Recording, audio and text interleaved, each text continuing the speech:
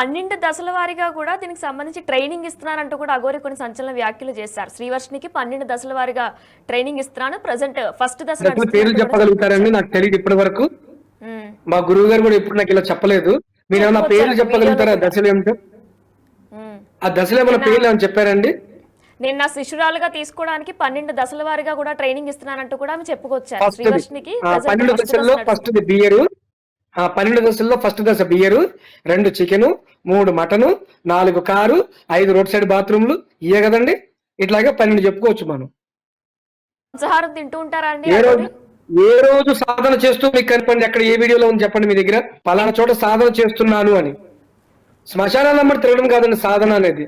శ్మశాన సాధన కూడా ఉంది, కానీ శ్మశానంలో కూర్చొని పొరలాడడం కాదండి సాధన అంటే. మాంసాహారం తింటూ ఉంటారా అండి రెస్టారెంట్ లో కూడా? అఘోరి అసలు తినను అంటూ కూడా కొన్ని వ్యాఖ్యలు చేశారు కదా ఆమె. నేను ఎప్పుడో ఒకసారి కొంచెమే తింటానంటూ కూడా చెప్పారు, అది కూడా నేలపైనే తింటాను. Famous in chilli chicken madam, famous in chilli chicken.